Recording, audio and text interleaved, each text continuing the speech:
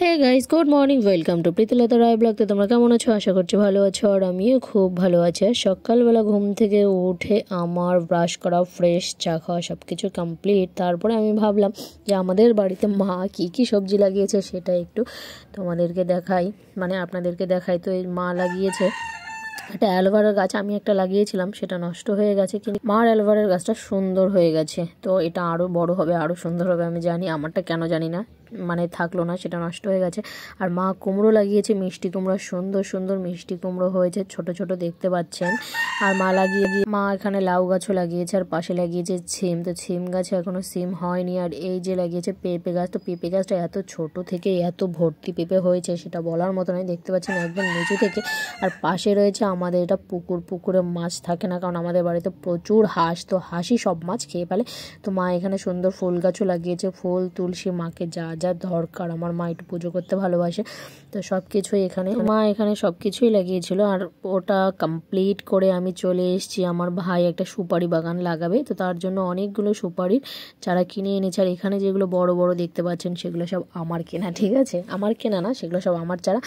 তো ভাইকে বলেছি এগুলো লাগালে এগুলো বিক্রি করে আমি পয়সা নেবো। তো ভাই জানি এরকম দিদি কিছুই করবে না, তো ও বাড়ি নেই, তাই জন্য এই গাছগুলো অনেকদিন জল দেওয়া হয়নি। তো মাকে বলছে আমি জল দিয়ে একটু, মা বলছে হ্যাঁ দিতে পারিস, আমার তো সময় হয় না, মা সারাদিন এত কাজ করে না, আমার আর সময় হয়ে ওঠে না। তো আমার বোনও এসছে, বোন করছে রান্না, মা করছে অন্য কাজ, তো আমি কি করব, আমি কেন বসে থাকবো। তো আমি ভাবছি আমিও একটু বাগানে জল দিই। তো এখানে প্রায় ও 250টার মতো গাছ কিনেছে, সুপারির গাছ। এটা হচ্ছে সে নটকানা গাছ, যে যে চেনেন একটু কমেন্ট করবেন। আর আমাদের বাগানটায় প্রচুর গাছ রয়েছে, এত গাছ দেখাতে গেলে ব্লগটা বিশাল বড় হয়ে যাবে, বুঝতে পারছেন। তো সুপারির চারাগুলো এখনও খুব ছোট ছোট, এগুলো আমার ভাই কত বড় বাগান লাগাবে জানি না। 250টা চারা রয়েছে যেটা বললাম। তো এগুলোতে জল দিতে হয় সপ্তাহে একদিন করে, মা দেয় কিন্তু এই সপ্তাহে দেয়নি, তাই আমাকে বলছে তুই একটু দে। তাই আমি পাইপটা লাগিয়ে জল দিচ্ছি। আর আমার বোন বলছে দে, তুই কাজ করছিস, আমি সেটা একটু দেখাই। তাই বলছি না, আমাকে দেখাতে হবে না, তুই একটু গাছগুলো দেখা, যে গাছগুলো কত সুন্দর সুন্দর।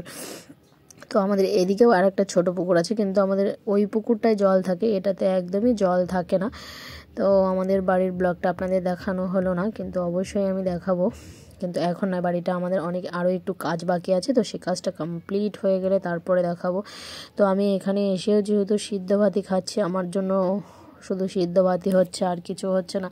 তো কি আর দেখাবো খাওয়া দাওয়ার ব্লগটা, তাই আমি স্কিপ করে দিচ্ছি এখানে এসে।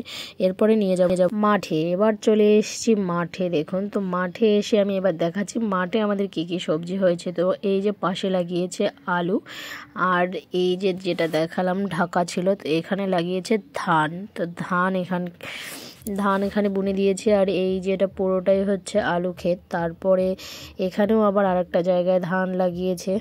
এর পাশে আবার এখানে লাগিয়েছে শাক, মূলোর শাক, ধুনের শাক, লাপা শাক, আরও যত রকম শাক আছে। তো তার পাশে এখানে আবার ছিল আলু। তো তার পাশে একটা ফাঁকা জমি ছিল আমাদের, এখানে লাগিয়েছে একটা ফরেস্ট লাগিয়েছে, এখানে গাছ। তো এগুলো কি গাছ আমি জানি না।